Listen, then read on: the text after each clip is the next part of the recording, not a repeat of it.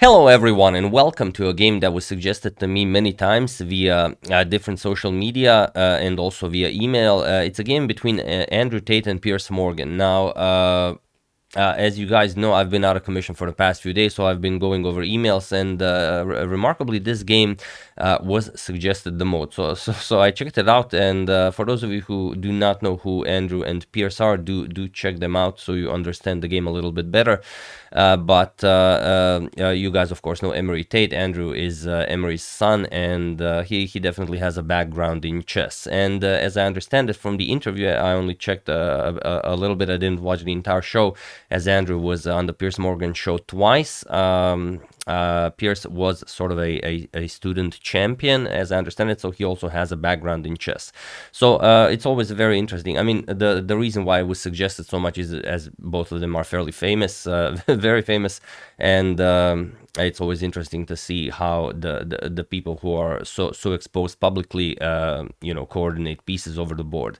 So let's check it out, and then we're gonna discuss what happens. Andrew with the white pieces opens with pawn to d4. Piers replies with the d5. We have pawn to c4. Andrew goes for the queen's gambit, and Piers declines the gambit. He plays pawn to e6. And at this point, Andrew asked Piers if he was any good, and Piers replied that clearly from this opening, better than you, which doesn't really make all that much sense. This pretty much the most common opening in chess every top grandmaster plays.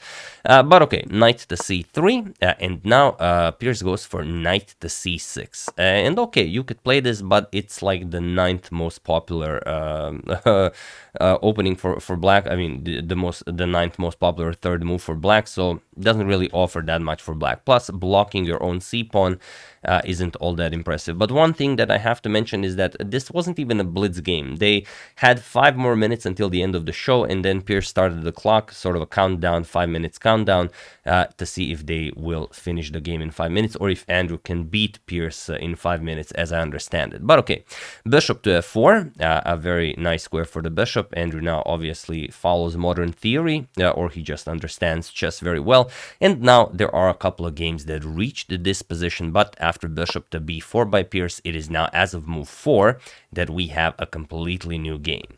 And okay, e3, going for the London setup, bishop captures on c3, doubling Tate's pawns, b captures on c3, and now Piers could just continue development with something like knight to f6, or maybe b6, bishop to b7, but he goes for queen to h4, which is very weird. With the dark square bishop here able to go to g3, the knight being able to come to f3, the black queen really doesn't have all that much to do there.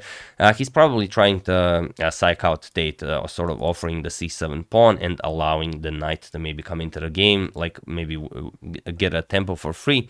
But after examining the position for a few seconds, Tate grabs the pawn on c7. We have knight to f6, and now he just brings the bishop back, bishop to g3. He says, thank you for the free pawn, and now queen to g5. And with the knight blocking the queen's escape, you can see that this queen does not belong here. If the bishop comes to e2, the bishop comes to f4, it's going to be very hard for this queen to remain here. But even weirder things happen in this game. Knight to f3 by Tate, and now Tate started telling Piers some story about a yacht in Dubai, and I guess Piers just wanted to play faster moves, and he just castled here, leaving his queen completely undefended, and Tate just grabbed it, at which point Piers screamed, as he couldn't believe what just happened, and Tate he was just acting like everything was perfectly normal. He was telling him a nice story. Piers didn't want to listen, and then he just blundered the queen. But okay, he still has to beat him before the time on the clock runs out. Rook to e8, we have queen to c2. If the knight moves, there could be some checkmating ideas here. h6, kicking away the knight, knight f3, and now knight to g4.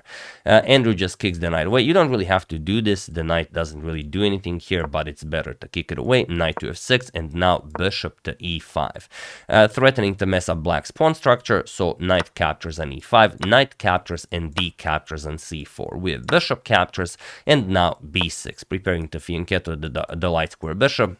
Black has no counterplay here. This game is over. It's only a matter of whether Andrew can finish this game in time. We have castles and now g6, sort of giving Andrew a target, and he immediately goes for it. And interestingly, he played this fairly quickly, and it is the top move recommended by the engine, so he definitely knows his tactics. Knight captures on g6. Point being that after the queen recaptures, both the knight and pawn will hang with check. So Piers declines this. He goes bishop to b7, and now rook 8 to e1, with ideas of just pushing pawns, or maybe he just wants to get the e pawn up the board, play rook e3, rook g3, and get a checkmating attack against the black king. F captures on g6. Piers does go for this. Queen captures on g6, and king to f8. Now we have queen captures on h6, not grabbing the knight, sort of allowing the king to defend the knight, but not really. King e7, queen g7 check, king to d8, and now queen captures on f6 with check. We have rook to e7, and now bishop captures on e6. And at this point, there was around a minute left on the clock, and if Piers wanted to, he could actually bleed out the time. He could just wait, and the show would be over, but he played very, very quickly. So that is very nice of him. Rook to c8. He develops, but a bishop just captures it. King captures on c8, queen captures on e7, and now bishop to d5. And here Andrew has to make some sort of an attack. He has to get those rooks into the game or get those pawns up the board in order to checkmate the black king, because he's running very low on time. And he starts advancing the e pawn. e4, we have bishop to c4, and now queen to e8 with check. He wants to perfectly set up the black king for a checkmating attack. King to c7, queen e5 check, and now king to d7. Not the greatest of squares, because d5, d6 is coming. But whatever black plays, of course, black is lost. d5, king to d8, d6. And here, at this point, Andrew already announced mate in 2, because you really can't defend this. You could start running away with the king, then it's mate in 3. But okay, Piers wanted to go out with a bang. He captured the rook on f1, and now comes queen e7 check, king to c8, and queen to c7 with checkmate.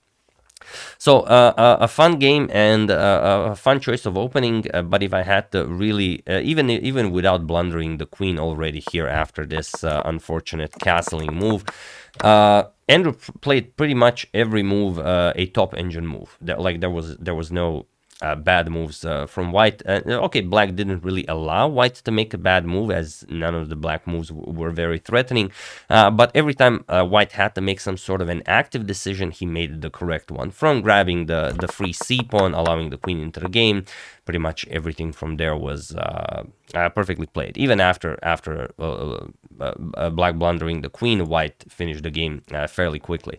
So interestingly, he asked Andrew after the game what would his father say about his accomplishments in life. He said that he would be very underwhelmed, as his father expected that of him. So something I found very interesting. And also really kudos to Piers Morgan for not bleeding the clock. Like as they didn't each have 5 minutes on the clock. It was just 5 minutes until the end of the show, and he could have bleed the time out and claim that okay, the game didn't end until the end of the show, so maybe they call it a draw. But no, he accepted his defeat and went down like a gentleman.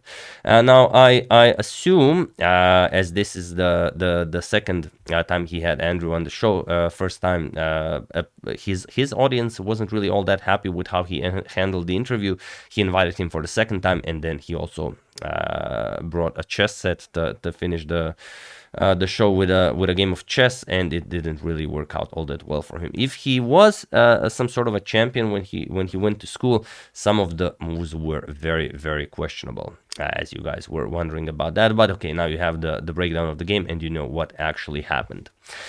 So yeah, that's the game. Hope you guys enjoyed it. If you have any other such fun suggestions, do use #suggestion, and I will go over it. I would like to thank Stanko Tsolov, Bradley Campbell, Konstantinos Lampridis, Jeffrey Klayman, and Miloš Knežević for a contribution to my channel. Thank you a lot. I really appreciate it. As usual, you can check 2 of my previous videos here. Thank you all for watching, and I will see you soon, continuing to check up on your wonderful suggestions, such as this one and whatever else happens in the chess world. Thank you all. I will see you soon, and have an excellent rest of your day.